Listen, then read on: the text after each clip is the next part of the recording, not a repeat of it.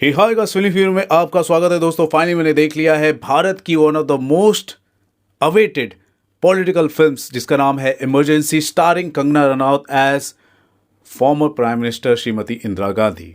दोस्तों, कंगना रनौत को मैंने एक किसी और फिल्म में भी देखा था जिसमें उन्होंने एक पॉलिटिकल फिगर के रूप में एक किरदार निभाया था। फिल्म का नाम था थलेबी। वहाँ पर श्रीमती जयललिता के ऊपर उन्होंने फिल्म किया था। वहाँ पर उनका प्रदर्शन मुझे बहुत ही ज़्यादा पसंद आया था। जिस हिसाब से उन्होंने काम किया था पसंद आया था। यहाँ पर इमरजेंसी में उन्होंने इन्हांस कर दिया है, उन्होंने एक्स्ट्रा अलग लेवल पर वो चली आई हैं। और जिस हिसाब से उन्होंने फिल्म के अंदर काम किया है, मैं दंग रह गया हूँ। मैं शुरुआत में आपको बोल रहा हूँ, दंग रह गया हूँ। ज़्यादा मैं आपके सामने सस्पेंस क्रिएट नहीं करूँगा कि मुझे फिल्म कैसी लगी है। शुरुआत में आपको बता देता हूँ, अगर आप लिटरेचर के फैन हैं, लिटरेचर लवर है, अगर आप हिस्ट्री लवर हैं, अगर आप यूपीएससी की तैयारी कर रहे हैं, अगर आप आईएएस बनना चाहते हैं, आईपीएस बनना चाहते हैं, जो भी एक आम दर्शक ही क्यों ना हो, आपको सच्चाई को समझना है, जानना है, हमारे पॉलिटिकल हिस्ट्री के बारे में आपको समझना है, आपके लिए फिल्म है ये।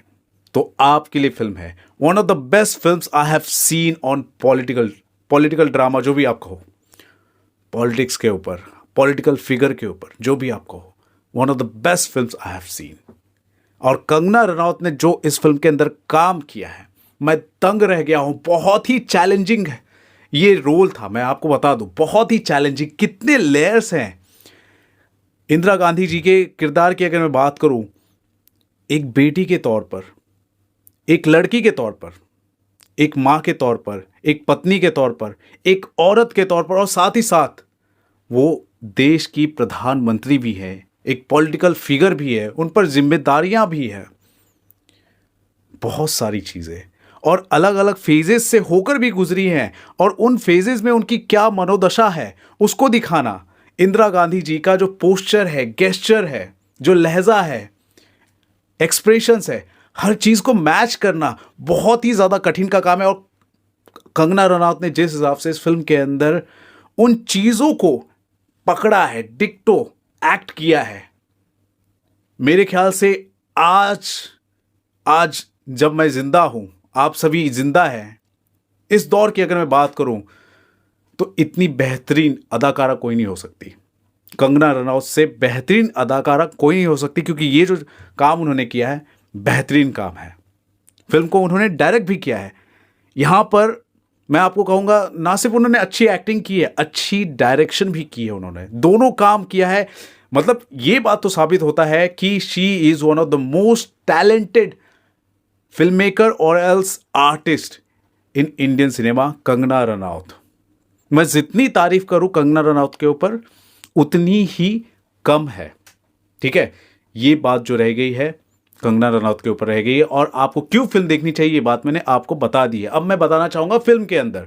तो दोस्तों, फिल्म की अगर मैं बात करूं, इमरजेंसी फिल्म का नाम है। तो इमरजेंसी जो फिल्म है, दो पार्ट में आप इसको समझ सकते हो। एक इमरजेंसी से पहले की बात और एक इमरजेंसी की बात की बात। इमरजेंसी से पहले इंदिरा गांधी क्या थी, उनकी क्या मनोदशा थी, उनके क्या एम्बिशंस थे, उनकी कितनी समझ थी, और किन परिस्थितियों में वो जो प्रधानमंत्री बनी। ठीक है, तो क्या क्या इवेंट्स हुए वो आपको दिखाए जाएंगे। उसके बाद इमरजेंसी क्यों घटा, और इमरजेंसी जब आता है तो इमरजेंसी के दौरान किन किन कठिनाइयों का सामना करना पड़ता है देश को, देशवासियों को, अपोजिशन को, सभी को। वो बहुत ही बारीकी से दिखाया गया है इसके अंदर, बहुत ही इम्पैक्टफुल तरीके से दिखाया गया है। जैसे कि हमारे अपोजिशन लीडर्स जो हैं उनको जेल में डाल देना, या फिर कोई भी फ्रीडम ना होना, प्रेस की तो बिल्कुल फ्रीडम ना होना, नसबंदी तक कराना, ये सारे के सारे जो दृश्य हैं सब कुछ इसके अंदर दिखाए गए जो इमरजेंसी के दौरान एक्चुअली में घटे थे। उसके बाद इमरजेंसी के बाद क्या रिपरकशन होते हैं और इंदिरा गांधी के इमेज पर कितना बड़ा डेंट लग जाता है वो भी दिखाया जाता है। और इस इमेज के बाद जब उनका प्रधानमंत्री का जो पद जो है जो चला जाता है, उसके बाद उन पर क्या मनोदशा होती है, क्या होता है, वो भी दिखाया गया है। उसके अलावा वापस कैसे प्रधानमंत्री बनती है, वो इमरजेंसी की बात का एरा है, वो दिखाया गया। तो दो पार्ट में आपको ये दिखाया गया है।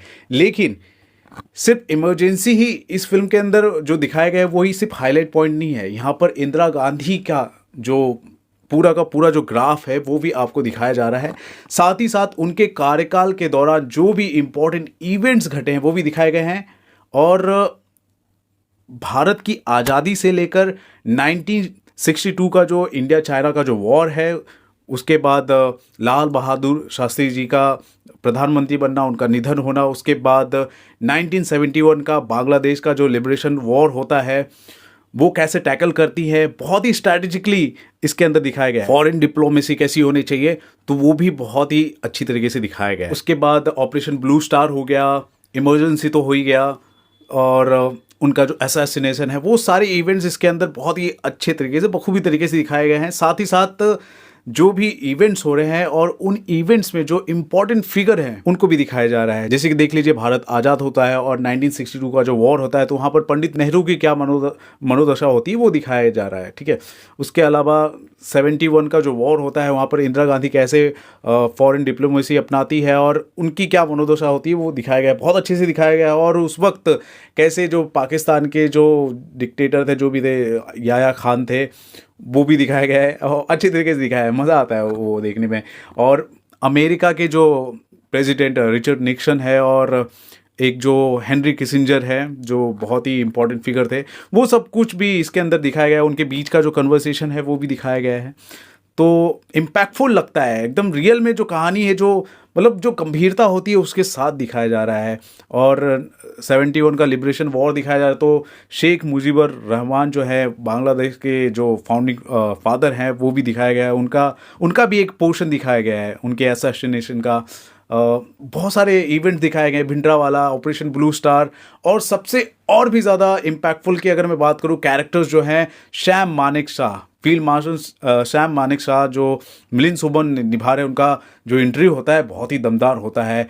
उसके अलावा शेष तलपड़े जो अटल बिहारी वाजपेयी की भूमिका में नज़र आते हैं वो भी दमदार है। सतीश कौशिक जी की अगर मैं बात करूँ, उनकी आखिरी फिल्म मैं मान सकता हूँ ये होगी, और उनका जो किरदार है जगजीवन राम जी का वो भी अच्छा है। जयप्रकाश नारायण की अगर मैं बात करूँ, जेपी मूवमेंट जो आप जानते हैं जिन्होंने शुरू किया था, अनुपम खेर ने निभाया है, वो भी अच्छा है। बहुत सारे किरदार हैं। तो ओवरऑल फिल्म जो है बहुत ही सटीक तरीके से, इम्पैक्टफुल तरीके से बनाई गई है। साथ ही साथ जो कहानी बताई जा रही है, ऐसा नहीं कि एकदम पूरा कहानी डॉक्यूमेंट्री ऐसा कुछ नहीं यार, एकदम कहानी जो है कविता की तरह भी बताई जा रही है। कविताएं भी चल रही है, गाने भी हो रहे हैं, बैकग्राउंड म्यूजिक भी चल रहा है, एक्ट भी हो रहा है, बहुत सारी चीज़ें हो रही है। तो उस हिसाब से इंटरेस्टिंग वे में इतने चैलेंजिंग किरदार को, इवेंट्स को, भारत की जो पॉलिटिकल जो हिस्ट्री है उसको दिखाना बहुत ही बड़ा चैलेंजिंग काम था, उसको निभाया है कंगना रनौत। इससे मैं बहुत ही ज़्यादा इम्प्रेस्ड हूँ। मैं तो कहूँगा ये बच्चों के लिए फिल्म नहीं है, ये समझदारों के लिए है, बड़ों के लिए फिल्म है। और ख़ास तौर पर जिन्होंने इमरजेंसी के वक्त, जिन्होंने उस वक्त को जिया है, उनके लिए तो यार बेस्ट फिल्म है ये। मैं कहूँगा one of the best films guys I have seen. मुझे तो बहुत पसंद आया। अब काफ़ी लोगों को पसंद नहीं आ सकता है, मैं उनकी भी बात करना चाहूँगा। काफ़ी लोगों को फिल्म पसंद नहीं भी आ सकता है, ठीक है, क्योंकि कुछ ऐसी चीज़ें हैं, कुछ ऐसी बातें भी हैं, लोगों को हजम नहीं हो सकती, पसंद नहीं आ सकती। लेकिन मैं ओवरऑल कहूँगा मुझे तो फिल्म पसंद आया है। और एक संजय गांधी का जो किरदार निभाया है विशाख नायर ने, उनका जो काम है मुझे बहुत ही ज़्यादा पसंद आया, ठीक है।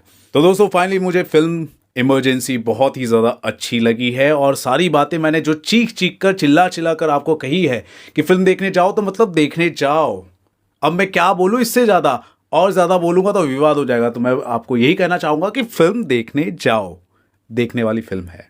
और मैंने ये भी कहा है कि बच्चों के लिए तो नहीं है, कम समझदार वालों के लिए तो नहीं है, लेकिन इंटेलिजेंट जो लोग हैं, जो समझदार है, जो लिटरेचर फैंस हैं, उनको पसंद आएगी। और किनको पसंद नहीं आएगी वो भी कुछ सटल वे में मैंने आपको बताने की कोशिश की, लेकिन ओवरऑल देखा जाए फिल्म अच्छी है, ठीक है। जो ईमानदारी से फिल्म के अंदर जो काम की गई है वो सराहनीय है, देखने लायक है, चेरिश करने लायक ये फिल्म है। और इस तरह की फिल्म को हमें बढ़ावा देना चाहिए, ताकि इस तरह के जो आर्टिस्ट है, कंगना रनौत जैसी आर्टिस्ट है, और भी कुछ अलग अलग कारनामे करके दिखाएं और अच्छी फिल्में लेकर आए, ठीक है। उन्होंने अपने प्रोडक्शन के तले फिल्म बनाई है, डायरेक्शन भी किया है, एक्ट भी किया है, कमाल का काम किया है। मैं बहुत ही ज़्यादा इम्प्रेस हुआ दोस्तों। फिल्म देखने लायक है, आप देखने जा सकते हैं। मेरा जो ओपिनियन आपने देखा है, सुना है, उस पर आपका क्या मत है? फिल्म अगर आपने देख लिया तो फिल्म देखने के बाद आपका क्या मत है? वो सारी बातें लिखें हमारे कमेंट सेक्शन पर दोस्तों, और देखते रहे आपका अपना channel filmy fever. This is Ravi Gupta signing off. Thank you. जय हिंद।